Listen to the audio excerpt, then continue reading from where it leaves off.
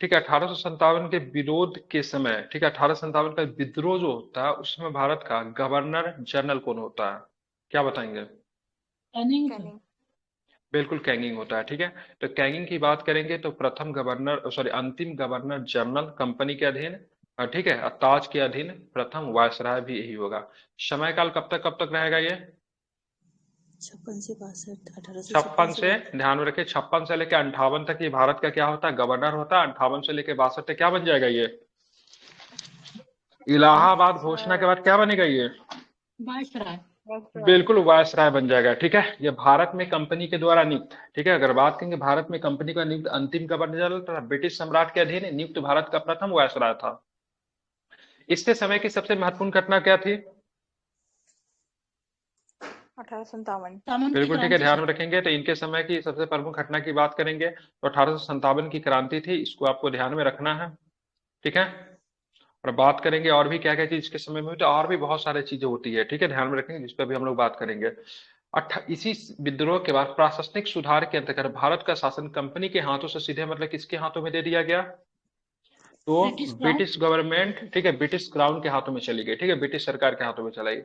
कैगिंग के समय बात करेंगे तो 1861 में उच्च न्यायालय अधिनियम बनाया गया। ठीक है, इसके तहत, ठीक है, इसके तहत जो पुरानी सुप्रीम कोर्ट और सदर अदालतों के स्तर पर, ठीक है, कलकत्ता, मद्रास और मुंबई में एक एक उच्च न्यायालय की स्थापना की गई। ठीक है, तो कलकत्ता में, मद्रास में और मुंबई में एक एक उच्च न्यायालय की स्थापना कब की गई? क्योंकि तीनों के तीनों प्रेसिडेंसी थे। कब की गई तो क्या बताएंगे? 1861। 1862 में। ठीक है, कब की गई? 1862 में की गई। कब की गई? तो 1862 में की गई। एक सीट के एक्ट में था, स्थापना 62 में हुआ था। ठीक है, बाद में जाके जो चौथा जो बना था, आगरा उच्च न्यायालय बनता है, जिसको बाद में इलाहाबाद शिफ्ट कर दिया गया। कब शिफ्ट कर दिया गया इलाहाबाद इसको? 1875। 1875 में। कब शिफ्ट किया गया? तो 1875 में इसको कहां पे शिफ्ट कर दिया गया? तो इलाहाबाद हस्तांतरित कर दिया गया। ठीक है, याद करना आसान है, तीनों प्रेसिडेंसी में। अगर विश्वविद्यालय की बात करेंगे तो वो भी तीनों प्रेसिडेंसी में। ठीक है, अगर हाईकोर्ट की बात करेंगे तो वो भी तीनों प्रेसिडेंसी में। ठीक है, देखिए, सबसे पहले सुप्रीम कोर्ट बनी 1774 में, सुप्रीम कोर्ट बनी। ठीक है, उसके बाद बात करेंगे, उसके बाद हाईकोर्ट बना तीनों में, और उसके बाद संघीय न्यायालय आएगा। ठीक है, संघीय न्यायालय की बात करेंगे तो 1935 के एक्ट में संघीय न्यायालय था, 37 में स्थापना किया गया। ठीक है, तो संघीय न्यायालय पूछेगा, ध्यान में रखिएगा, सुप्रीम कोर्ट पूछेगा और हाई कोर्ट पूछेगा। अगर सुप्रीम कोर्ट पूछेगा तो 1774, अगर हाई कोर्ट पूछेगा तो तीनों प्रेसिडेंसी में 1862 में। ठीक है, अगर पूछेगा संघीय न्यायालय अगर पूछेगा तो 1935 में, लेकिन 1935 के एक्ट से 1937 में। ठीक है, ध्यान में रखिएगा। कलकत्ता में जो रेगुलेटिंग एक्ट की तहत जो स्थापना हुई था, वो कौन सा न्यायालय था? तो वो जो था आपका सुप्रीम कोर्ट फेडरल। था। ठीक है, हाँ। अब हम आएंगे लॉर्ड डफरिन। लॉर्ड डफरिन साहब के शासनकाल की बात करें 84 से लेके, बीच में पेज हम मिस कर दिए क्या? कैनिंग के बाद कितना नंबर ये पेज है? लगता है मिस कर दिए पेज फोटो लेने में। लिप्टन टिप्पण एवं किया सर। 52। ऊपर में कितना नंबर पेज है?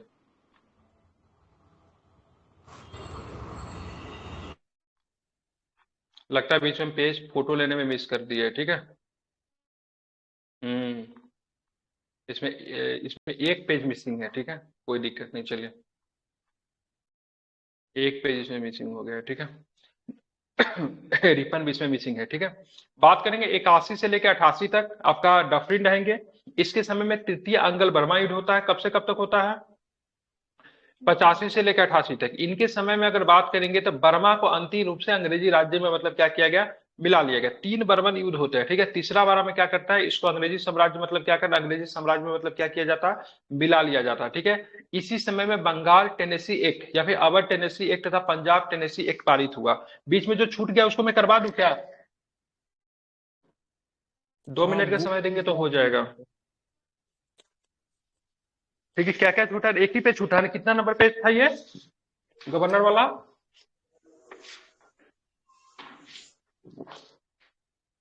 ये 52 नंबर पेज था ना? एक पेज आपका हमको लगता है मिस हो गया है। ठीक है, पिक्चर लेने में।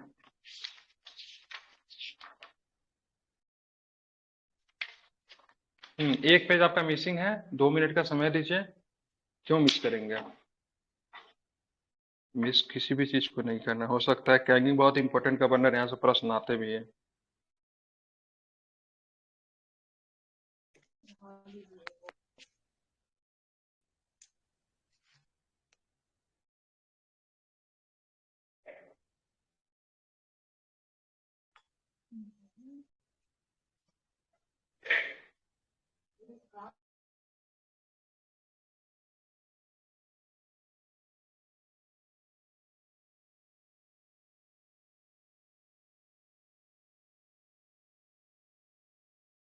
चलो पीडीएफ गया।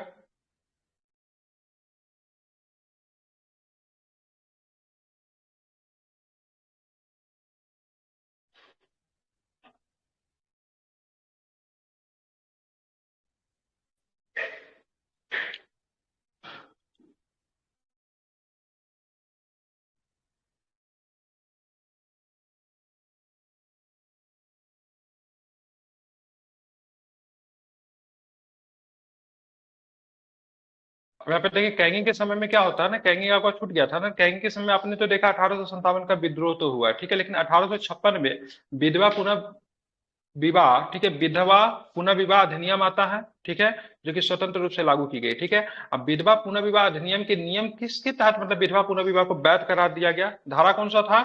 तो धारा 15, ठीक है, क्या बताएंगे?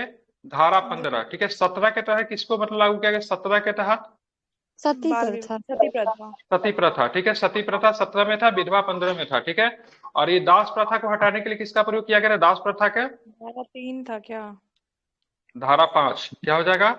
धारा 5, ठीक है। और 3 में क्या था? 3 में तो बंगाल में, ठीक है, बालिका शिशु हत्या, ठीक है, गर्ल चाइल्ड। बंगाल में बालिका शिशु हत्या, ठीक है, 3 में, ठीक है। लेकिन पूरे भारत में शिशु हत्या को बंद करने के लिए 8 का प्रयोग किया गया, ठीक है, 8 ही है ना, ठीक है। तो हाँ। 8, 3, 15, 17, 5, ठीक है। इसको आपको ध्यान में रखना है, इंपॉर्टेंट है, पूछेंगे जाएंगे समझ, ठीक है। सर चलिए 21 अब में यहाँ क्या पे बता दी कल?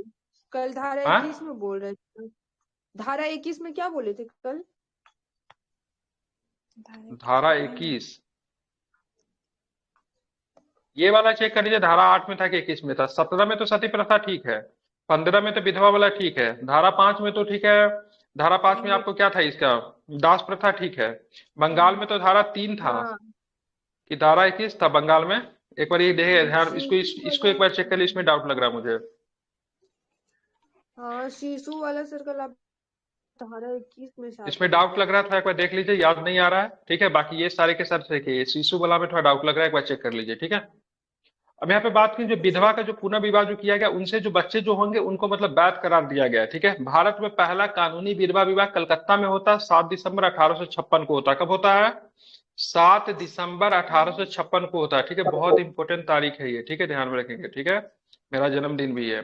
ईश्वर चंद्र विद्यासागर के प्रेरणा के देख रेख में संपन्न होता है, ठीक है। ईश्वर चंद्र विद्यासागर की बात करेंगे तो इन्होंने विधवा पुनः विवाह के लिए, ठीक है, बहुत अधिक प्रयत्न किए थे। इन्हीं के प्रयत्नों से ये सारी चीजें हुई थी।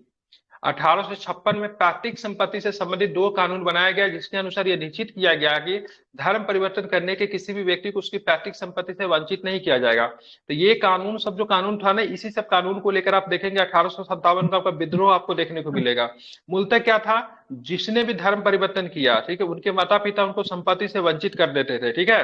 लेकिन 1856 में ये कानून आया, तो कोई व्यक्ति का धर्म परिवर्तन में क्या, ठीक है, हिंदू या फिर मुस्लिम ईसाई बनते थे, ठीक है। हिंदू या मुस्लिम क्या बनते थे? ईसाई बनते थे, ताकि उनको अधिक सुविधा मिले। और वैसे कंडीशन में क्या होता था, उनके घर के लोग जो थे उनको संपत्ति से वंचित कर देंगे। तो अब एक नया नियम आया, मतलब उनको संपत्ति से अब क्या होगा? वंचित नहीं किया जाएगा, ठीक है। आप इसको ध्यान में रखेंगे, उनको संपत्ति से क्या किया जाएगा? वंचित नहीं किया जाएगा, ठीक है। 1857 कैंगिंग के समय में महालेखा परीक्षा का पद सृजन किया गया, जो स्वतंत्रता के बाद, ठीक है, नियंत्रक एवं महालेखा परीक्षा का पद संभाला, ठीक है। अभी जानते हैं controller and auditor general of India, CAG, ठीक है। 1857 में कैंगिंग के द्वारा इस पद को बनाया गया था।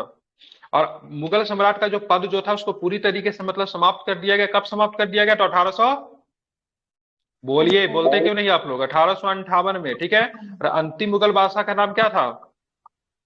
जफर। बहादुर शाह जफर सेकेंड, ठीक है, ध्यान रखेंगे, बहादुर शाह जफर सेकेंड का ध्यान रखेंगे। और इनको कहाँ पे निर्वासित जीवन देने के लिए, जीने के लिए भेज दिया गया? कहाँ पे? रंगून। रंगून में, ठीक है, बहुत सुंदर, रंगून में, ठीक है। और इनकी मृत्यु वहां पे 1862 में हो गई थी, ठीक है, समझ गए।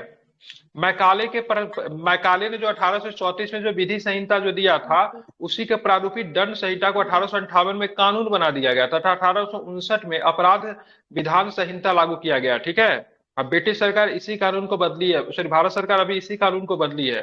व्यापकता का सिद्धांत की बात करेंगे, राज्य विलय की नीति की बात करें, 1858 में समाप्त कर दिया गया। महारानी का घोषणा होता, महारानी का घोषणा कहाँ पे होता है? तो क्या बताएंगे, किस जगह पे होता है?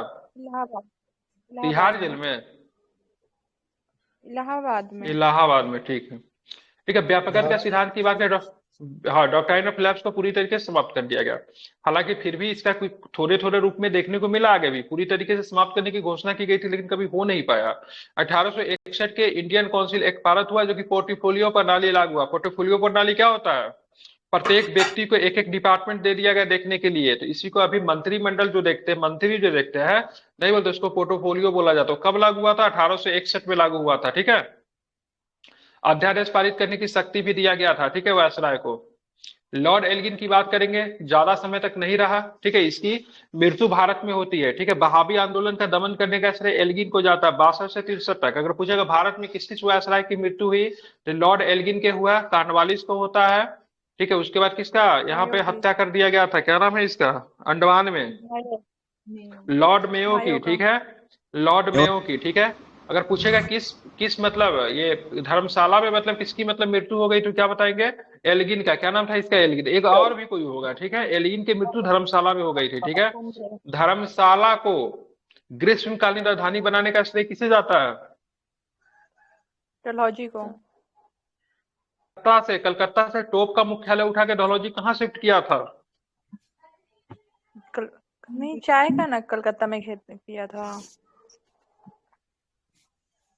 चाय पीने का ज्यादा शौकीन था होगा। तोप का मुख्यालय कहाँ ले गया था उठा के? तोप कारखाना मेरठ में। कहाँ पे ले गया था? मेरठ में, ठीक है। अब आता है लॉरेंस साहब आते हैं, ठीक है। 1865 में भूटान के ब्रिटिश साम्राज्य पर आक्रमण किया। 1865 में भूटान ने ब्रिटिश साम्राज्य पर आक्रमण किया, ठीक है। अफगानिस्तान के समय में इसने अहस्तेक्षेप की नीति अपनाई। कौन सा हस्तक्षेप की नीति अपनाई? अहस्तेक्षेप की नीति अपनाई, ठीक है। इसी को, ठीक है, लॉर्ड लॉरेंस ने जो अफगानिस्तान के खिलाफ, माइक बंद कीजिए, हस्तक्षेप की नीति है, इसको शानदार निष्क्रियता के नाम से जाना जाता है, ठीक है। सारे के सारे वायसराय जो आते थे अफगानिस्तान में लड़ते रहते थे, इन्होंने हस्तक्षेप की नीति अपनाई, इसको शानदार निष्क्रियता के नाम से जाना जाता है। इसी के समय में ओडिशा ने सन 1866 में तथा बुंदेलखंड में राजपूताना ने, ठीक है, ध्यान में रखेंगे, ठीक है, 1868-69 में भीषण अकाल फैला, ठीक है। इसी के समय ओडिशा में 1866 में, अब बुंदेलखंड एवं राजपूताना ने, ठीक है, ध्यान में रखेंगे, 1868-69 में भीषण अकाल आपको देखने को मिलता है, ठीक है। और इसने एक अकाल आयोग बनाया था जिसकी अध्यक्षता किसने थी? हेनरी कैंपबेल ने की थी। किसने की थी? हेनरी कैंपबेल के अध्यक्षता में, ठीक है। लॉरेंस के समय में क्या बना था? एक अकाल आयोग बना था। कौन बनाया था? एक अकाल आयोग बना था 1865 में, ठीक है। 1865 में भारत और यूरोप के बीच पहली समुद्री टेलीग्राफ सेवा शुरू हुई थी। क्या हुई थी? टेलीग्राफ सेवा शुरू हुई थी 1865 में। भारत और किसके बीच में? यूरोप के बीच में, याद रहेगा। भारत और यूरोप के बीच में समुद्री टेलीग्राफ सेवा कब शुरू हुई थी, क्या बताएंगे? 1865 में, ठीक है। ये पूछता है। अब आते हैं मेयो साहब आते हैं, ठीक है, लॉर्ड मेयो साहब, ठीक है। लॉर्ड मेयो की बात करेंगे, 1869 और 1872 के बीच में रहे थे। अजमेर में आपको अभी भी मेयो कॉलेज मिलेगा, ठीक है। ये 1872 में मेयो कॉलेज की स्थापना की गई थी। क्या एक कैसा कॉलेज था? तो यहाँ पे राजपूताना जो होते थे, राजे महाराजे को बच्चों को शिक्षा देने के लिए मेयो कॉलेज बनाया गया था। क्या बनाया गया था? राजा महाराजा के बच्चों को शिक्षा देने के लिए मेयो कॉलेज बनाया गया था, ठीक है। और इसने 1872 में कृषि विभाग की स्थापना तो की थी। भारत में अंग्रेजों के समय में प्रथम जनगणना 1872 में मेयो के समय में हुआ था, लेकिन ये जनगणना जो था, ठीक है, क्या बोलते हैं उसको? अस्थायी जनगणना नहीं था, ठीक है। नियमित जनगणना की बात करेंगे तो 1881 में रिपन के शासनकाल में आपको देखने को मिलता है। और इसकी हत्या भारत में कर दी थी, ठीक है। अंडमान यात्रा पे था, एक अंडमान इससे काफी चिढ़ा हुआ, सॉरी, एक मतलब अफगान इससे काफी चिढ़ा हुआ था, ठीक है।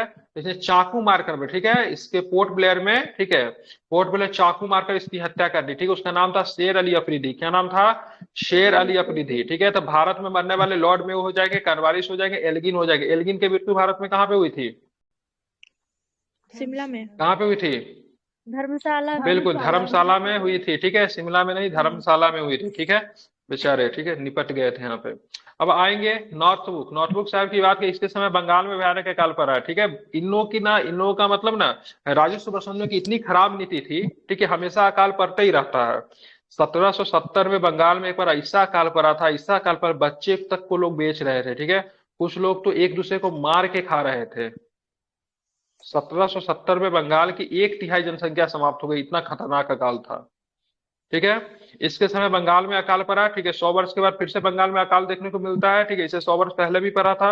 इसने बड़ौदा के मल्हार राव गायकवाड़ को भ्रष्टाचार के आरोप में, ठीक है, पदच्युत करके, मतलब पद से हटाकर कहाँ भेज दिया?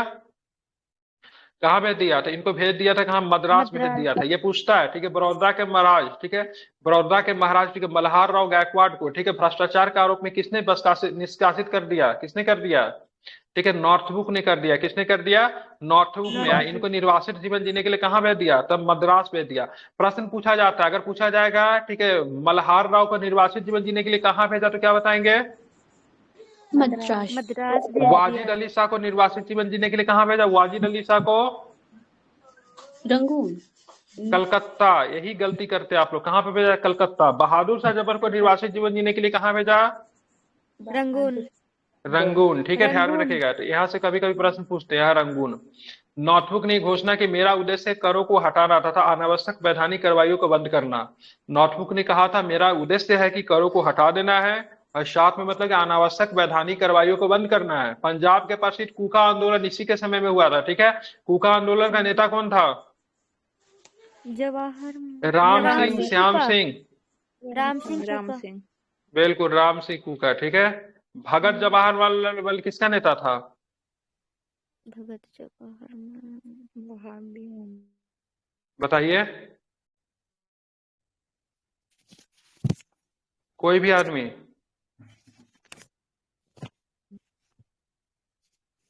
तो किन्हीं को नहीं पता है?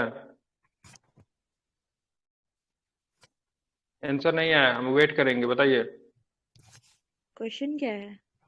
मैंने पूछा भगत जवाहरलाल किनका नेता है? का ही तो है। देयर आर टू नेता। ठीक है, कूका के ही है आंदोलन ये। का है। ध्यान में रखें, कूका आंदोलन के नेता है, कूका आंदोलन के दो नेता। ठीक है, 1840 में ही कूका आंदोलन शुरू हो गया था। शुरू में लीड किया भगत जवाहरलाल, ठीक है, लेकिन बेचारे बूढ़े हो गए। ठीक है, उनके बाद इसको लीड किसने किया? राम सिंह कूका ने। ठीक है, राम तो सिंह दोनों कूका। के दोनों नेता जो है, क्योंकि ये कूका आंदोलन जो था ना 1840 में शुरू होता है और 72-74 तक चलता था। एक आदमी कितना चलेगा? ठीक है, तो बाद में किसने लीड किया? राम सिंह कूका ने लीड किया। ठीक है, इस समय में सुएज नहर खुल जाने से भारत और ब्रिटेन के बीच में व्यापार में वृद्धि। सुएज नहर कब खुला? 1856। सॉरी 75। 56 में तो कुछ और ही था। 1869 में सुएज नहर बनकर तैयार हो गया था। ठीक है, ध्यान में रखेंगे। ठीक है, 1956 में सुएज नहर के राष्ट्रीयकरण किया गया था। क्या? ठीक है, क्या समझ गए? तो सुएज नहर जब खुलता है तो भारत और यूरोप के बीच में जानते हैं कितना किलोमीटर रास्ता की कमी हो गई? 7,000 किलोमीटर मित्रों जनसंख्या यहाँ पे मतलब डिस्टेंस कम हो गई। समझ रहे हैं? और 7,000 किलोमीटर पार करने में लगभग कितना दिन लगता था पता है? 4 से 5 महीना लग जाता था इसको पार करने में। ठीक है, समुद्र से।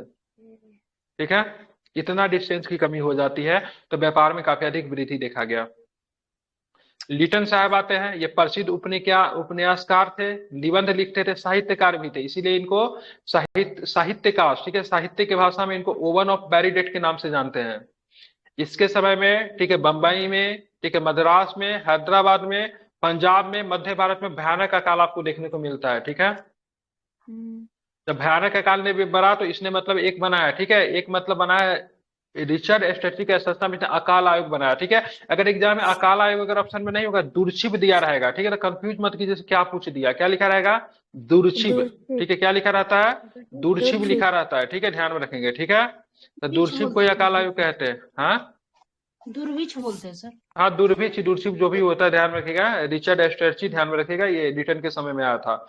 और 1 जनवरी 1877 में ब्रिटेन के महारानी को, ठीक है, कैसर हिंद की उपाधि से सम्मानित किया गया। दिल्ली दरबार का आयोजन किया गया। भारत में दिल्ली दरबार 3 बार, 1877, 1903, 1911। जी हाँ। ठीक है, और अगला दिल्ली दरबार कब लगेगा? जब नीतीश कुमार मुख्यमंत्री प्रधानमंत्री बनेंगे तब। ठीक है, ध्यान में रखेंगे, मतलब कभी नहीं लगेगा।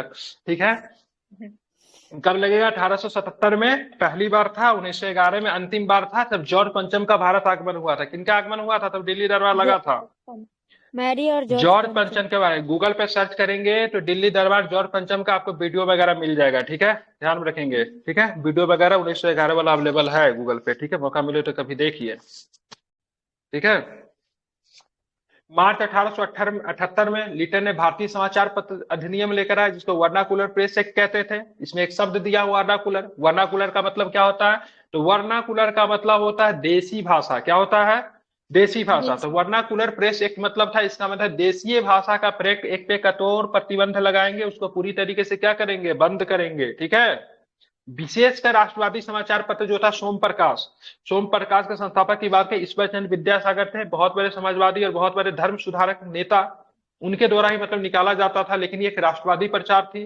ठीक है। इन पे मतलब क्या था? प्रतिबंध लगाने के लिए पूरा देसी भाषा के अखबार पे ही प्रतिबंध लगा दिया। लेकिन कुछ ऐसे भी प्रेस थे जो कि चालाक थे, उन्होंने देखा देसी भाषा पे लगा रहे हैं ना, अंग्रेजी तो देसी भाषा नहीं है, तो हम रातों रात क्या करेंगे? अपनी भाषा ही बदल लेंगे। जिसमें था अमृत बाजार पत्रिका। अमृत बाजार पत्रिका अभी आप टेलीविजन वगैरह आप देखते हैं तो शिशिर कुमार घोष के द्वारा इसका स्थापना किया गया था। एबीपी न्यूज देखते हैं ना, एबीपी न्यूज, ये अमृत बाजार पत्रिका का ही शाखा है। ठीक है। इसकी स्थापना बहुत पहले हो गई थी। जबकि कुछ प्रेस वालों ने क्या किया? ब्रिटिश की इस नीति का समर्थन किया। जैसे किसी पायोनियर अखबार ने ब्रिटिश की एक नीति की मतलब प्रशंसा किया कि पायोनियर जो थी ना, ब्रिटिश का माउथ स्पीच थी। देखिए, हर बड़े पार्टी, ठीक है, हर बड़े एजेंसी का कोई ना कोई माउथ स्पीच होता है। ठीक है। जैसे कभी कभी आरोप लगता है ना, ये पत्रकार तो कांग्रेस का माउथ स्पीच है, कांग्रेस की भाषा बोलता है, बीजेपी की भाषा बोलता है। दैट टाइम जो पायनियर जो था वो मतलब ब्रिटिश की भाषा बोलता था, उसका माउथ स्पीच था। ठीक है। तो उसने मतलब क्या किया? समर्थन किया। ठीक है। वर्नाकुलर प्रेस एक्ट जो था, इसमें किसी भी, अगर इस अखबार में किसी भी प्रकार का अगर मतलब कोई भी आपत्तिजनक चीज छपती थी, और यहाँ पे आपत्तिजनक का डिफिनेशन क्या होगा? आपत्तिजनक का डिफिनेशन ये हो गया, सब ब्रिटिश सरकार के खिलाफ कुछ बोल रहे हैं, डेट मीन्स आपके अखबार को बंद करना पड़ता था। बंद ही नहीं करना पड़ता था, उसकी जितनी संपत्ति थी ना, सबको जब्त कर लिया जाता था। समझ रहे हैं ना? तो ये सारी चीजें हो रही थी। पायनियर अखबार ने, ठीक है, वर्नाकुलर प्रेस एक्ट का समर्थन किया था, क्योंकि ब्रिटिश का मतलब क्या था? माउथ स्पीच था। ठीक है। ध्यान रखेंगे। इसी के समय सन 1878 में भारतीय शस्त्र अधिनियम पारित हुआ। शस्त्र अधिनियम क्या था? मतलब अब हथियार आप रखोगे, ठीक है, बहुत अच्छा रखो, कोई दिक्कत नहीं, लेकिन उसके लिए आपके पास क्या होना चाहिए? लाइसेंस होना चाहिए। भारत में गन कल्चर नहीं है, भारत में हथियार रखने के लिए क्या चाहिए? हथियार चाहिए। ठीक है। जबकि अमेरिका में कोई बच्चा अगर चाहे पॉकेट मनी बचा बचा के अगर हथियार खरीदना शुरू करे तो आराम से खरीद सकता है। इसीलिए बच्चे वहां पे क्या करते हैं? स्कूल में भी देखते हैं ना, वहां पे हमेशा स्कूल में गोली वगैरह चल जाता है, बच्चे बैग में हथियार लेके स्कूल में चले जाते हैं। अब फिर अगर झगड़ा वगैरह कुछ हुआ तो बस उसमें फायरिंग शुरू। अभी हाल फिलहाल में कई बार स्कूल में आपको देखने को मिलेंगे, तो वहां पे मतलब हथियार वगैरह से संबंधित आपको कांड वहां पे देखने को मिला है। ठीक है। जबकि भारत में क्या है? आपको हथियार खरीदने की प्रक्रिया बहुत कठिन है। ठीक है। यहाँ पे नहीं कोई जल्दी हथियार खरीद सकता है। साथ में भारत की हथियार के संबंधी प्रक्रिया इतनी कठिन है, तो उसके बाद जब चुनाव वगैरह जब होता है तो उस समय आपको हथियार को जमा करने के लिए आदेश पारित किया जाता है। ठीक है।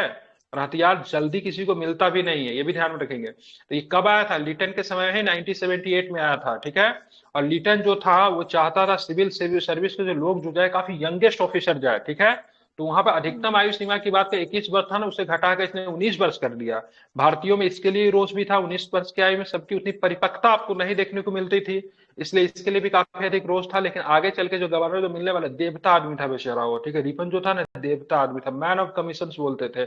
कभी भी जिम्मेवारी का अपने हाथों में नहीं लेता था, जब भी कुछ प्रॉब्लम होता था उसके लिए कमीशन बना देता। इसके समय बहुत सारा कमीशन बना, इसलिए रिपन को मैन ऑफ कमीशन कहते हैं, भारतीयों का उद्धारक कहते हैं। ठीक है। काफी शानदार आदमी था।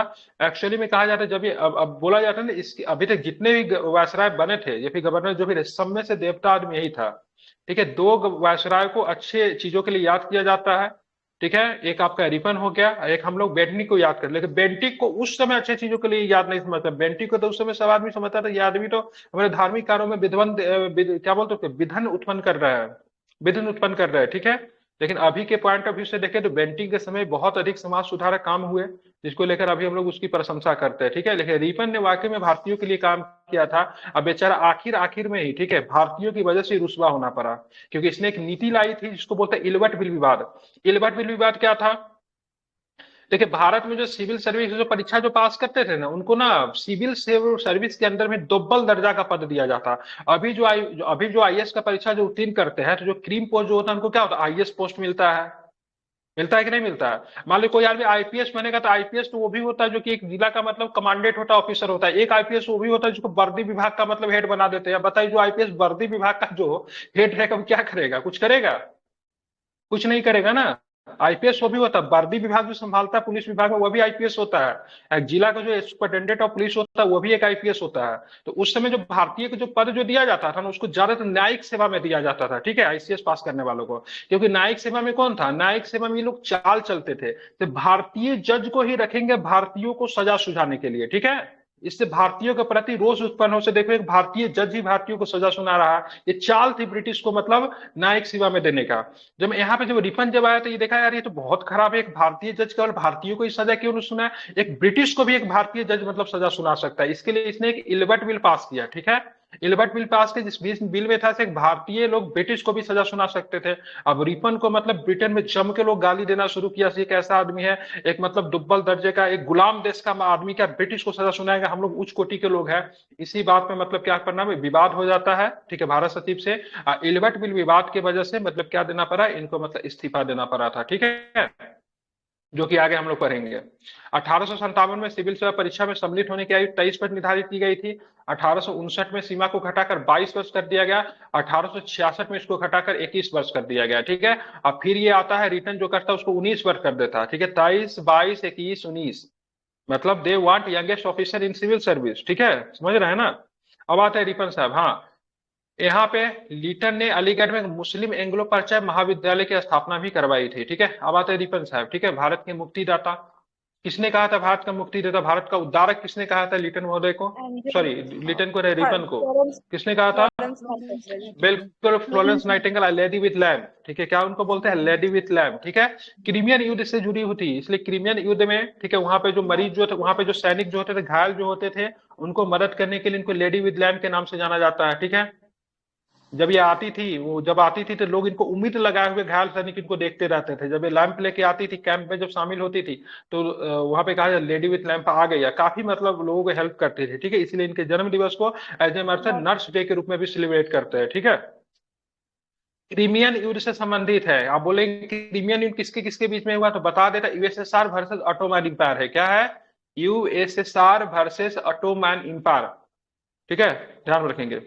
उस समय रसिया था, यूएसएसआर उस समय नहीं बना। आप चलेंगे प्रधानमंत्री गोल्ड स्टोन की परामर्श से पर रिपन ने सर्वप्रथम समाचार पत्रों की स्वतंत्रता को बहाल करने के लिए 1882 में वर्नाकुलर प्रेस एक्ट को समाप्त कर दिया। तो वर्नाकुलर प्रेस एक्ट आया था कब, क्या बताएंगे, 78 में रिटर्न पे 78 में आया, समाप्त हो गया 82 में, ठीक है। और जिस समय भाई साहब ये प्राइम मिनिस्टर बना उस समय ब्रिटिश प्राइम, जिस समय ये भारत का वायसराय बना उस समय ब्रिटिश प्राइम मिनिस्टर कौन, ग्लैडस्टोन, ग्लैडस्टोन, ठीक है, ध्यान रखेंगे। इसके समय महत्वपूर्ण घटना कांग्रेस की स्थापना, नहीं कांग्रेस की स्थापना बाद में होती है, सॉरी 85 में होती है, लेकिन 83 में बात करेंगे गोल्डस्टोन ही मतलब प्राइम मिनिस्टर होते हैं, ठीक है, ध्यान रखेंगे। 85 में प्राइम मिनिस्टर कौन होते हैं कांग्रेस की स्थापना के समय, गोल्डस्टोन। भारत छोड़ो, सॉरी सॉरी क्या बोलते हैं उसको, सिपाही विद्रोह के समय ब्रिटिश प्राइम मिनिस्टर कौन होते हैं, पाम सटन, क्या नाम है, पाम सटन। प्रथम विश्व के समय में मतलब ब्रिटिश प्राइम मिनिस्टर कौन होते हैं, चलिए सेकंड बता दीजिए, सेकंड पे एटली था, लॉर्ड वाशिंगटन। लॉर्ड वाशिंगटन कब बना था British prime minister, easy question है, पढ़ा हुआ है सर लेकिन याद नहीं आ रहा। अरे चर्चिल आप लोग को नहीं पता है क्या, आप लोग मतलब विंस्टन चर्चिल, सॉरी जी sir, Winston Churchill second world war के समय में, ठीक है। फर्स्ट के समय लॉर्ड जॉर्ज हो जाएंगे, ठीक है। पहले विश्व युद्ध के समय लॉर्ड जॉर्ज, उधर से American president Woodrow Wilson. British prime minister की बात करेंगे सेकेंड वर्ल्ड का चर्चिल, ठीक है। और इधर की बात करेंगे अमेरिकन की बात करेंगे रूजवेल्ट, ठीक है। उसके बाद करेंगे जब भारत सॉरी सिपाही विद्रोह हुआ था उस समय कौन थे, सिपाही विद्रोह हुआ था उस समय कौन थे, तो सिपाही विद्रोह के समय हो जाएंगे पाम सटन, ठीक है। और जिस समय कांग्रेस की स्थापना हुई उस समय कौन थे, गैल्डस्टोन, ठीक है, याद रखिएगा पूछा जाता है। तो इससे मतलब क्या कि अन्य भारतीय समाचार पत्रों पे जो लगे जो थे वो सबको समाप्त कर दिया गया, ठीक है। समाचार पत्रों को वही सुविधा जो अन्य समाचार पत्रों को प्राप्त था। 19 वर्ष से बढ़ाकर फिर इसने कितना कर दिया, 21 वर्ष कर दिया, ठीक है। तो 19 वर्ष से घटाकर इसने क्या किया, बढ़ाकर मतलब उम्र की आयु कितनी कर दी, 21 वर्ष कर दी। और ये स्थानीय स्वशासन के लिए ही जाना जाता था, ठीक है। लेकिन अगर बात करें स्थानीय स्वशासन केवल इसी की देन नहीं थी, मध्यकालीन इतिहास में बात करोगे तो वहां पर भी स्थानीय स्वशासन आपको देखने को मिलता है। अब एनिसेंट इंडिया में देखेंगे तो वहां पर भी आपको स्थानीय स्वशासन देखने को मिलता है, ठीक है। दक्षिण भारत में किस शासक ने, सॉरी, किस शासक के वंश में आपको स्थानीय स्वशासन आपको देखने को मिलता है? चोल चोलों में प्रशासन था, ठीक है, ध्यान में रखेंगे। लेकिन इसने आधुनिक रूप से स्थानीय स्वशासन की नींव रखी, ठीक है। 1882 में स्थानीय स्वशासन संबंधी कानून पारित किया, जिसे विभिन्न प्रांतों में 1883 के और 1885 के मध्य मतलब स्थानीय स्वशासन संबंधी कानून तो बनाएंगे, लेकिन आगे के जो वायसराय आएंगे उसको आगे मतलब फुलफिल नहीं करेंगे, ठीक है। अच्छा आदमी था, इसीलिए फैक्ट्री कानून लेकर आया, क्योंकि देखा फैक्ट्री में काम करने वाले लोगों की बहुत अधिक स्थिति खराब है। तो इसने मतलब क्या किया, 1881 में फैक्ट्री कानून भी लेकर आता है, 1881 में जनगणना लेकर भी आता है, ठीक है। हालांकि 1872 में भारत में पहली बार जनगणना हो चुका था, लेकिन वो लॉर्ड मेयो के शासनकाल में हुआ था, लेकिन वो नियमित जनगणना था क्या, नहीं था। 1881 में पहली बार जनगणना होती है, लेकिन दो दो दो राज्यों की जनसंख्या को इसमें नहीं शामिल किया गया। वह हैदराबाद राजपूताना को नहीं जोड़ा गया था 1881 की जनगणना में। Point to be noted, important है, इसको ध्यान में रखिएगा, ठीक है। किसे नहीं शामिल किया गया था? तो हैदराबाद और राजपूताना को नहीं शामिल किया गया, ठीक है। 1821 के बाद, ठीक है, 1821 के बाद प्रतिवर्ष, ठीक है, 10 वर्ष के अंतराल पे जनगणना होती है। तो आप हमें दो क्वेश्चन बताए जनगणना से। जनगणना का विभाजक वर्ष किसे कहते हैं? महाविभाजक वर्ष। और उसके पीछे रीजन क्या है? और भारत, बिल्कुल ठीक है, उसके बाद रीजन क्या है? बहुत ज्यादा पॉपुलेशन कम हुआ था, महाविभाजक पॉपुलेशन 1921 और विभाजक वर्ष 1951 बिल्कुल ठीक है। अगर बात करें विभाजन वर्ष 51 हो जाएगा, ठीक है। आजाद भारत की और पहली जनसंख्या, महाविभाजक महाविभाजक की बात करेंगे 1921। वेरी गुड, बहुत सुंदर, ठीक है। 1881 में पहली बार नियमित जनगणना हुई थी, जिसमें कौन से दो रियासत ने पार्टिसिपेट नहीं किया, क्या बताएंगे या फिर नहीं बताएंगे? हैदराबाद और राजपूताना। बिल्कुल, हैदराबाद राजपूताना ने इसमें पार्टिसिपेट नहीं किया, इसे आप लोग ध्यान में रखेंगे, ठीक है। बहुत सुंदर। अभी आते हैं, ठीक है, भारत में पहले जनगणना 1872 में तो ही, परंतु इसमें भारत के संपूर्ण भागों का प्रतिनिधित्व नहीं हुआ था। लगभग 20% भाग, भारत का भाग इसमें छूट गया था, ठीक है। रिपन के द्वारा 1881 में प्रथम कारखाना अधिनियम लाया गया। इसमें 7 वर्ष से कमाई के बच्चों को काम करने के लिए प्रतिबंध लगा दिया गया, और 7 से 12 वर्ष के श्रमिकों के लिए 9 घंटे से अधिक कार्य कराया जाना प्रतिबंधित कर दिया गया, ठीक है। लेकिन ये जो नियम जो था, चाय, कॉफी और नील की खेती पे लागू नहीं होती थी, क्योंकि यहाँ पे ब्रिटिश को होता था बहुत ही ज्यादा फायदा। समझ रहे हैं ना, कहाँ कहाँ पे लागू नहीं होती थी? चाय, कॉफी और नील, ठीक है। सिंपल का शब्दों में कह रहे बागवानी, हॉर्टिकल्चर जो है, बागवानी जो होता था, उनमें ये नियम नहीं लागू होती थी, ठीक है। 7 वर्ष से 12 वर्ष तक के श्रमिकों को 9 घंटा काम करना था। एक दिन छुट्टी भी दिया गया सप्ताह में, ठीक है, ध्यान में रखेंगे। और 7 वर्ष से कमाई के बच्चों को काम करने को पूरी तरीके से प्रतिबंधित कर दिया गया। 3 फरवरी 1882 को रिपन में शैक्षणिक सुधारों के अंतर्गत विलियम हंटर के अध्यक्षता में एक आयोग गठित किया, जो भारत का प्रथम शिक्षा आयोग था, ठीक है। इसमें व्यापारिक शिक्षा पे बल दिया गया। तो 1882 में एक हंटर कमीशन आई थी, ठीक है, वो शिक्षा से संबंधित थी। लेकिन आगे चलकर 1919 में जो एक हंटर कमीशन आएगी, वो किससे संबंधित थी? जालियांवाला बाग से संबंधित है। तो ध्यान में रखिएगा, पूछ क्या रहा है, बताना क्या है हमें, ठीक है। तो दोनों को दोनों ध्यान में रखेंगे। अब चलते हैं 1883 के यूरोपियों के विरुद्ध भारतीय न्यायाधीशों के द्वारा मुकदमे पे, जो कहानी मैं पहले पर सुना चुका हूँ। एल्बर्ट बिल प्रस्तुत किया गया, लेकिन यूरोप वासियों के प्रबल विरोध के कारण इसे वापस लेना पड़ा। अंग्रेजों द्वारा इस विधेयक के विरोध में, ठीक है, श्वेत विद्रोह के नाम से जाना जाता है, एकदम मोर्चा खोल दिया, ठीक है। लंदन के अखबार बजाबते से इसको गाली दे रहे थे, ठीक है, रिपन को भर भर के गाली दिया जा रहा था, ठीक है। इसीलिए इसको यूरोपियन ने जो विद्रोह जो किया एल्बर्ट बिल के खिलाफ, इसको कौन सा बोलते हैं? श्वेत विद्रोह बोलते हैं, ठीक है। कौन सा विद्रोह? श्वेत विद्रोह के नाम से जाना जाता है, ठीक है। फ्लोरेंस नाइटिंगेल ने रिपन को क्या बोला? भारत की शक्ति द कष्टदायक भी भारत के क्या बताया? उद्धारक के नाम से बताया है, ठीक है। चलिए, तो एक पेज छूट गया था जो मैंने आपको करवा दिया, ठीक है। अब हम डफरिन पे थे, डफरिन पे चलेंगे, ठीक है। तो डफरिन की बात करेंगे। इनके समय तृतीय एंग्लो बर्मा युद्ध हुआ, बिल्कुल हुआ। और बर्मा को अंतिम रूप से कब मिला लिया गया? तृतीय बर्मा युद्ध के बाद मिलाएगा। कब मिलाएगा अंतिम रूप से? बिल्कुल 1881 में मिला लिया गया, ठीक है। इसी के समय में बंगाल टेनेसी एक्ट की बात करेंगे, अबा टेनेसी एक्ट की बोलेंगे, ठीक है, पंजाब टेनेसी एक्ट की बात। अगर एग्जाम में टेनेसी नहीं रहेगा तो इसको बोलेंगे काश्तकार अधिनियम। क्या बोलेंगे इसको? काश्तकारी अधिनियम, ठीक है। इसके समय की सबसे महत्वपूर्ण घटना की 28 दिसंबर 1885 में चच्चा की पार्टी, ठीक है, कांग्रेस की स्थापना होती है, बंबई में होती है, ए हुम के नेतृत्व में होती है, ठीक है। अगर पूछेंगे कांग्रेस के प्रथम सचिव कौन थे, तो क्या बताएंगे?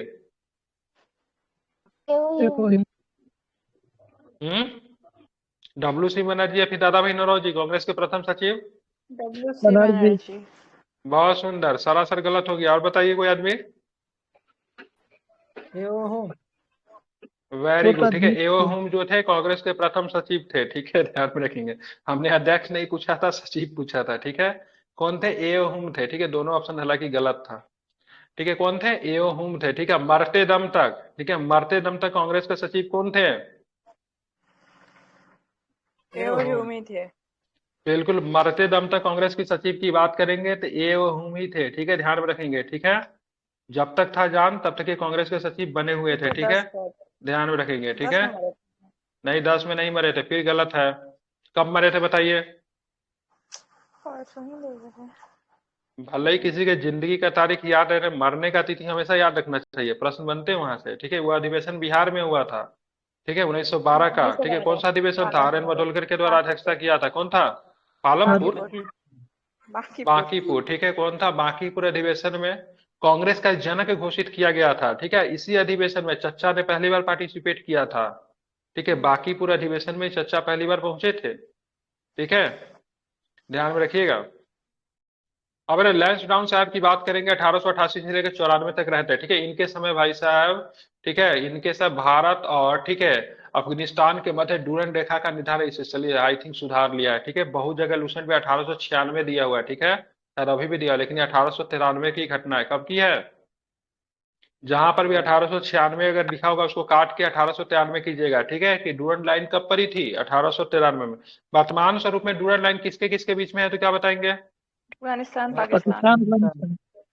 ठीक है, जिस समय डूरन लाइन बनी थी वो किसके किसके बीच में थी? India Bharat Afghanistan. Afghanistan. Afghanistan. British empire और अफगानिस्तान के बीच में थी, ठीक है। ब्रिटिश एम्पायर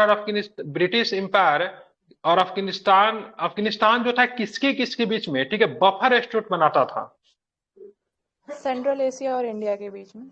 रसिया के बीच में, हाँ कह सकते हैं रसिया के बीच में, और ब्रिटिश एम्पायर में बफर स्टेट बनाता था, ठीक है। इससे ब्रिटिश को हमेशा इस बात की डरी लगी रहती थी से अगर रसिया में अगर आ गया अफगानिस्तान में तो सीधे खुला मैदान मिल जाएगा भारत आने के लिए, ठीक है।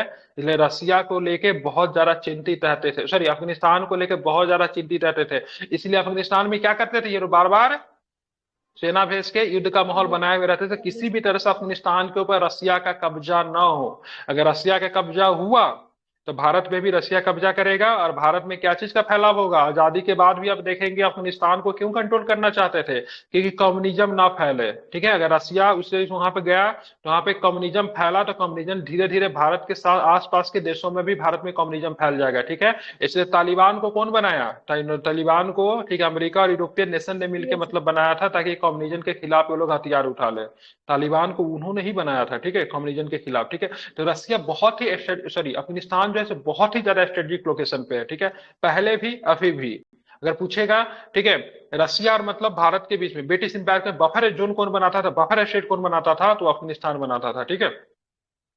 लैंस डाउन के समय में दूसरा कारखाना अधिनियम आता था 1891 में, ठीक है। यहाँ पे, ठीक है, यहाँ पे जिसमें स्त्रियों को, ठीक है, 11 घंटे प्रतिदिन से अधिक काम करने पे प्रतिबंध लगा दिया गया, और साथ में एक दिन की छुट्टी की भी व्यवस्था की गई है। वहां पे क्या था?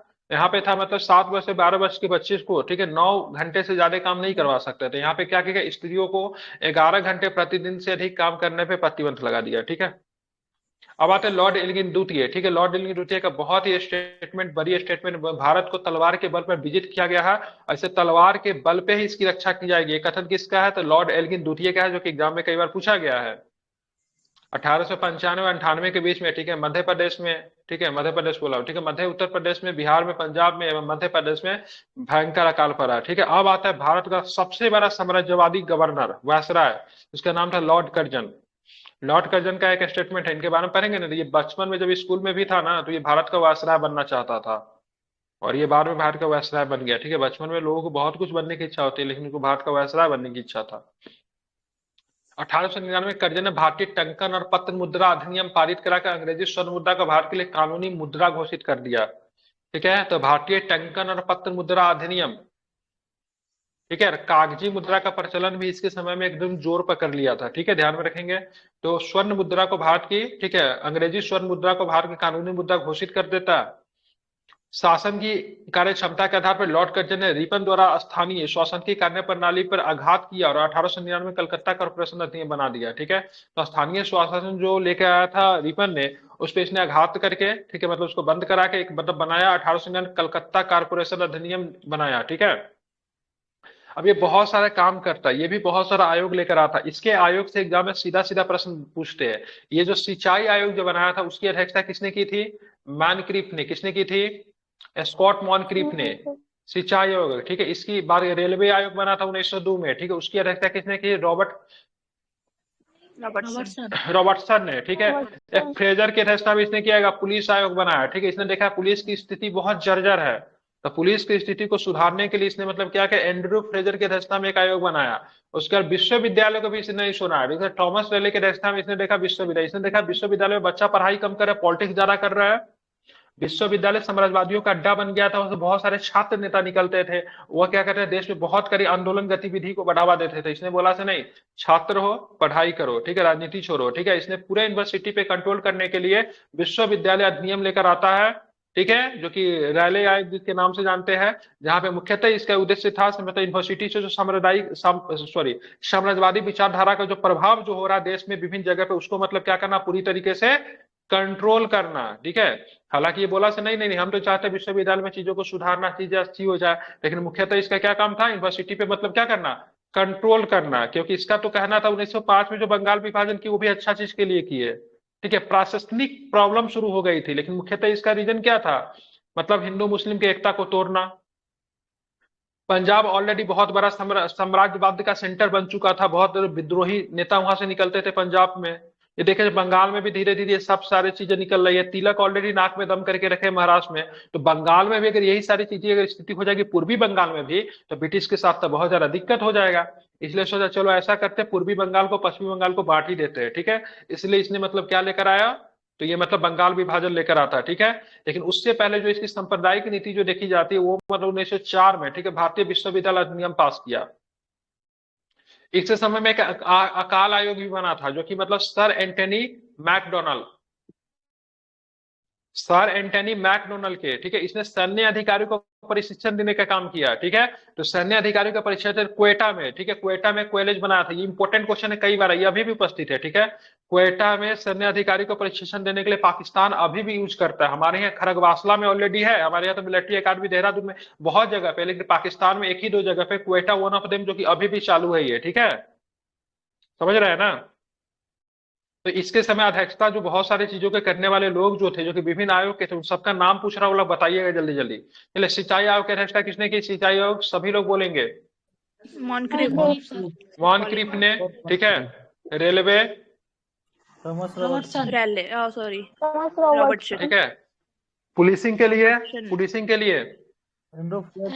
Andrew Fraser. के लिए रैले कमीशन। Raleigh commission. अकाल के लिए मैकडोनल्ड, क्या? मैकडोनल्ड, के। ठीक है। और इन्होंने सैन्य अधिकारियों को प्रशिक्षण देने के लिए कहाँ पे कॉलेज की स्थापना की? बिल्कुल, क्वेटा में, ठीक है।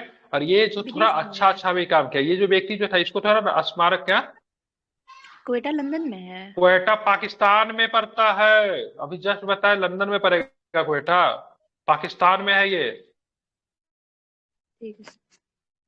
ठीक है।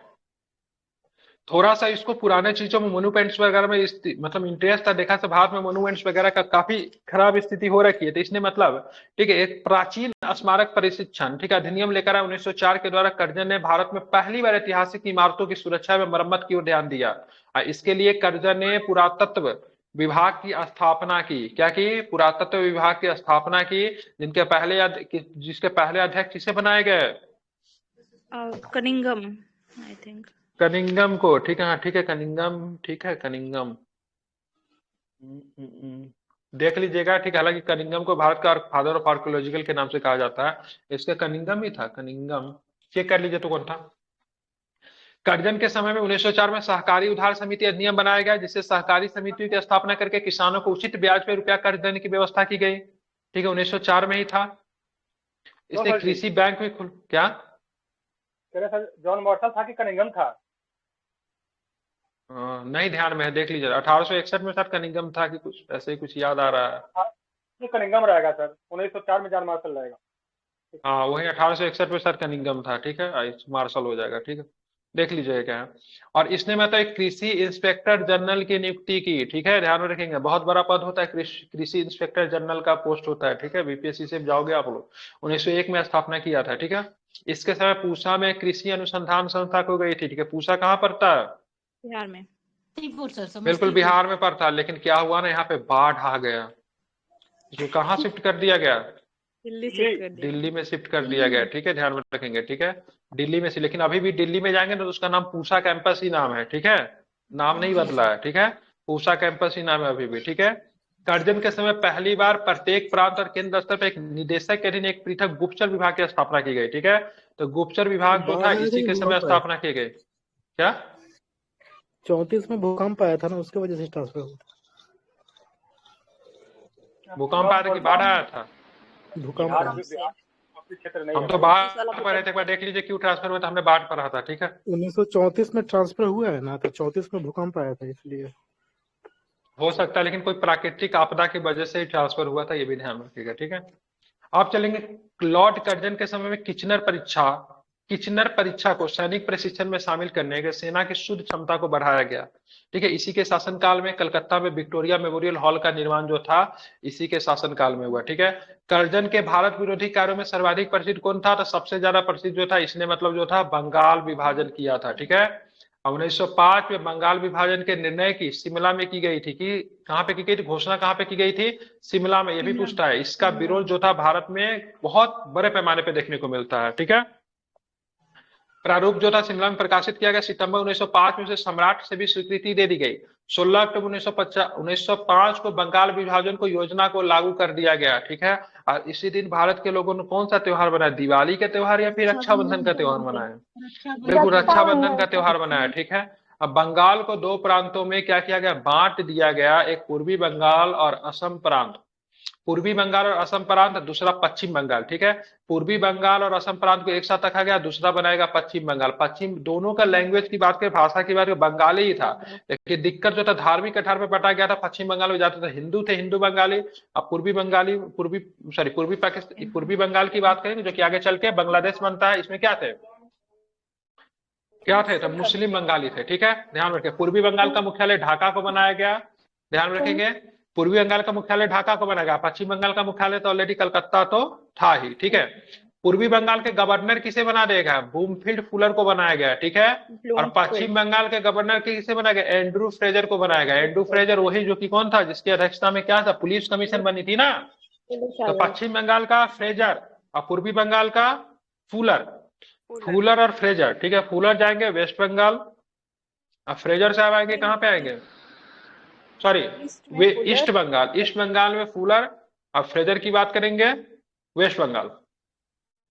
गवर्नर जनरल की कार्यकारिणी के सैनिक सदस्य के अधिकारों के प्रश्न पर कर्जन का प्रधान सेनापति किचनर से मतभेद हो गया, जिसे भारत सचिव ने किचनर का पक्ष लिया। इससे असंतुष्ट होकर, ठीक है, 1905 को रुसवा होकर ये लंदन लौट गए, ठीक है। और 1905 में इन्होंने इस्तीफा दे दिया। कौन थे? क्या भारत सचिव उस टाइम पे कौन था? भारत सचिव उस समय मुझे याद नहीं है, ठीक है। भारत सचिव ने किचनर को सपोर्ट किया था, चेक कर लीजिए कौन है भारत सचिव, मुझे याद नहीं है, ठीक है। चलिए आप चलेंगे लॉर्ड मिंटो द्वितीय, ठीक है। लॉर्ड मिंटो द्वितीय की बात करेंगे, 1905 से लेके 1910 तक था। लॉर्ड मिंटो द्वितीय के भारत में सांप्रदायिक के जनक के रूप में भी जानते हैं। क्यों था? तो इसके समय आप देखोगे, इसके समय क्या हुआ था, तो एक मुस्लिम प्रतिनिधि मंडल, ठीक है, एक मुस्लिम जितने लोग हैं इस चैनल को ज्वाइन कर लीजिए, पीडीएफ वगैरह सब कुछ आपको यहीं पे मिलेगा, ठीक है। इसको ज्वाइन कर लीजिए सभी लोग। कहाँ गया? डिलीट कर दिए साथ में, ठीक है। फिलहाल इसको सब्सक्राइब कर लीजिए, ठीक है, चैनल का लिंक डाल देता हूँ, ठीक है। तो इन्होंने मतलब क्या किया, तो इन्होंने ये रिकॉर्डिंग जो है आपको वहां पर मिल जाएगी, ठीक है। तो इनके समय एक मुस्लिम, ठीक है, एक मुस्लिम प्रतिनिधि मंडल, ठीक है, ध्यान में रखेंगे, इनसे आके मिलता है। अब बोलता है भाई साहब हम लोग को अलग से प्रतिनिधित्व देने की बात कीजिए, ठीक है। तो बोला ठीक है तुम कुछ ऐसा काम करो। तो ये कहीं ना कहीं से मुस्लिम लीग की स्थापना में, ठीक है, लॉर्ड मिंटो का बहुत बड़ा योगदान था, ठीक है, क्योंकि मुसलमानों को इसी ने भगाया था, मतलब भड़काया था। क्योंकि इसके समय में आगा खान एवं सलीमुल्लाह खान के द्वारा, ठीक है, ढाका में 1906 में मुस्लिम लीग की स्थापना की गई। एक उससे पहले मुस्लिम प्रतिनिधि मंडल इसे मिल चुका था शिमला में। 1907 में कांग्रेस के सूरत अधिवेशन में कांग्रेस का विभाजन हो गया। इसके शासनकाल में 1907 में आंग्ल एवं रूसी प्रतिनिधि मंडल के बीच में बैठक होती है 1907 में। समाचार पत्र अधिनियम 1908 में इसी के समय आएगा, मिंटो द्वितीय के समय में। और बाल गंगाधर तिलक जी पे, ठीक है, 22 जुलाई 1908 को, ठीक है, गिरफ्तारी करके 6 वर्ष की सजा इनको सुना दी गई। ठीक है, कहते हैं लेखनी की वजह से सबसे पहले, लिखने के कारण जो सबसे पहले सजा जो हुई थी, ठीक है, इन्हीं को मिली। कहाँ भेजा गया था 1908 में सजा सुना के 6 वर्ष की सजा जो दी गई थी? मांडले जेल में। बिल्कुल, मांडले जेल कहाँ था? ये अंडमान। म्यांमार में था। नहीं, म्यांमार में था। कहाँ पे था? म्यांमार में था। कहाँ पे था मांडले जेल? म्यांमार में था। ठीक है, ध्यान में रखेंगे। गवर्नर जनरल की काउंसिल के सदस्य के रूप में, ठीक है, एसपी सिन्हा की नियुक्ति की गई। इसी के समय 1909 में बनते एसपी सिन्हा। ठीक है, सत्येंद्र प्रसन्न सिन्हा। मुसलमानों के लिए अलग निर्वाचन व्यवस्था, मामले मिंटो सुधार अधिनियम 1909 में दिया गया। ठीक है, ध्यान में रखेंगे। अब चलेंगे लॉर्ड हार्डिंग द्वितीय। लॉर्ड हार्डिंग द्वितीय की बात करें, 1910 से लेकर 1916 तक थे। इसके समय ब्रिटेन के राजा, ठीक है, राजा की बात करें, जॉर्ज पंचम भारत आया। और इसी के समय में जो आखिरी दिल्ली दरबार जो था, इसी के समय लगा 12 दिसंबर 1911 को दिल्ली में एक भव्य दरबार का आयोजन किया गया। यहाँ पे बंगाल विभाजन को रद्द कर दिया गया। भारत की राजधानी कलकत्ता से दिल्ली बनाया गया। 1912 में दिल्ली भारत की राजधानी बनी और बिहार को भी अलग से एक प्रांत बना दिया गया। इसी के समय गोपाल कृष्ण गोखले ने 1910 में 1911 में अनिवार्य एवं निःशुल्क प्राथमिक शिक्षा प्रारंभ करने के लिए इंपीरियल लेजिस्लेटिव काउंसिल में विधेयक भी इन्होंने प्रस्तुत किया था। अगर पूछेगा, ठीक है, भारत में, ठीक है, आरंभिक, ठीक है, भारत में अनिवार्य एवं निःशुल्क प्राथमिक शिक्षा प्रारंभ करने के लिए इंपीरियल लेजिस्लेटिव काउंसिल में विधेयक किसने प्रस्तुत किया? किसने? तिलक महोदय ने। किसने प्रस्तुत किया? सॉरी, गोपाल कृष्ण गोखले ने। किसने प्रस्तुत किया? गोपाल कृष्ण गोखले ने। किनके समय में? तो लॉर्ड हार्डिंग द्वितीय के समय में। अब इसको ऊपर बहुत ज्यादा लोग नाराज थे, इसके ऊपर बम फेंक दिया जाता है, लेकिन गलती से, दुर्भाग्य से व्यक्ति बच जाता है। मर जाना चाहिए लेकिन बच जाता है। अब बच जाने के बाद जो सबसे बड़े जो मतलब जो बम फेंकने वाले जो लोग जो थे, सबसे पहले निकल लेते रास बिहारी बोस। प्लान उन्हीं का था, वो सबसे पहले निकलते और कहाँ भाग जाते? जापान भाग जाते हैं। ठीक है, बाकी लोग, बहुत सारे लोग फंस जाते हैं। जो 13 व्यक्तियों का अभियुक्त बनाएगा, जिनमें से, ठीक है, अमीर चंद साहब को, दीनानाथ, बाल मुकुंद को, बलराज महला, बसंत कुमार, अवध बिहारी को गिरफ्तार किया गया। ठीक है, इनमें से 4 लोगों को फांसी दे दी गई। 4 लोगों को फांसी तथा 2 को, ठीक है, 7 वर्ष की कैद की सजा आपको देखने को मिलती है। दीनानाथ जो था सरकारी गवाह बन गया था। इसको दिल्ली षड्यंत्र बोलते हैं। ठीक है, दिल्ली षड्यंत्र केस में सरकारी गवाह कौन था? दीनानाथ। ये इसे लोग नाराज क्यों थे? तो ध्यान रखिए, दिल्ली में जो इनके ऊपर बम फेंका गया, इसके लिए अनुशूलन समिति उत्तरदायी था। ठीक है, हार्दिक बम कांड दिल्ली षड्यंत्र केस के लिए प्रसिद्ध है। 13 व्यक्ति को इसे बनाया गया था। ठीक है, इनमें से 4 लोगों की मौत की सजा दी जाती है, बाकी 2 लोगों के 7 वर्ष की सजा होती है। ठीक है, और यहाँ पे जो यहाँ पे सरकारी गवाह जो बना था, उसका नाम दीनानाथ था। मुख्य रूप से भूमिका निभाने वाले रास बिहारी बोस जो थे, ठीक है, ये मेन यही थे। ये सबसे पहले जापान भागते हैं। सीधे सीधे नजर कहाँ पे आएंगे पता है? 1943 में नजर आते हैं। ठीक है, जापान में, टोक्यो में नजर आते हैं। ठीक है, और नेताजी से मिलते हुए दिखाए जाएंगे। ठीक है, उनसे पहले पूरे गुप्त रहते हैं, वहां पे जाते घर वगैरह बनाते हैं। ठीक है, जापानी नागरिकता धारण कर लेते हैं। ठीक है, जापानी महिला से विवाह कर लेते हैं। पूरा जापान में आराम से पूरा मिल जाते हैं, वहाँ के कल्चर में जापानी भाषा वगैरह सब कुछ बोलते उड़ना शुरू कर देते हैं। लेकिन भारतीय राष्ट्रवाद की विचारधारा इनके मन से अभी भी नहीं जाई रहती है। ठीक है, जापान में बहुत सारे ऐसे फौज जो थे, इनको जापानी आर्मी के द्वारा मतलब कैप्चर किया गया। सिंगापुर वगैरह विभिन्न जगहों से सबको मिलकर वहां पे ऑलरेडी एक सेना तैयार किए रहते, जिसको बाद में हैंड ओवर कर दिया जाता है। किसे हैंड ओवर कर दिया जाता है? किसे कर दिया जाता है? बिल्कुल ब्रिटिश को बात करेंगे। हैंड ओवर ब्रिटिश को नहीं, सुभाष चंद्र बोस जी को हैंड ओवर कर देते हैं रास बिहारी बोस। इसी के समय में 1914 में प्रथम विश्व युद्ध का प्रारंभ होता है। इसी के समय फिरोज शाह मेहता ने बॉम्बे क्रॉनिकल एवं, ठीक, गणेश शंकर विद्यार्थी ने प्रताप का प्रकाशन किया था। ठीक है, तो गणेश शंकर विद्यार्थी प्रताप, कानपुर से आई थिंक प्रताप आता था। ठीक है, कानपुर दंगा में इनकी मौत भी हो गई थी गणेश शंकर विद्यार्थी जी के। ठीक, कानपुर दंगा को दबाने करने की कोशिश में। अब फिरोज शाह मेहता, बॉम्बे क्रॉनिकल एवं गणेश शंकर विद्यार्थी ने प्रताप का प्रकाशन किया। 1916 में लॉर्ड हार्डी को बनारस हिंदू विश्वविद्यालय का कुलाधिपति नियुक्त किया गया। ध्यान रखेंगे, कुलाधिपति इनको नियुक्त किया गया, लेकिन बनारस हिंदू विश्वविद्यालय की स्थापना की बात करेंगे, किसने किया था? गोखले ने किया था। सॉरी, मदन मोहन मालवीय। मदन मोहन मालवीय को महामाना कहते थे। क्या बोलते थे? ठीक है, महामाना कहते थे। ठीक है, ध्यान में रखेंगे। ठीक है, चलिए ये भी पढ़ा दो, लॉर्ड चैम्सफोर्ड भी पढ़ा दो। 1 घंटा ऑलरेडी हो चुका है, अब इसको रहने देते हैं। ठीक है, नहीं आज इसको खत्म करेंगे। आज दोपहर की क्लास जरूर होगी, क्योंकि बिहार एसएससी वाली क्लास आज बंद है, पेड क्लासेस आज तक बंद है, तो इसलिए दोपहर वाली क्लासेस होगी, तो जरूर जुड़िएगा। ठीक है, चलिए ठीक है, थैंक यू, मिलते हैं फिर।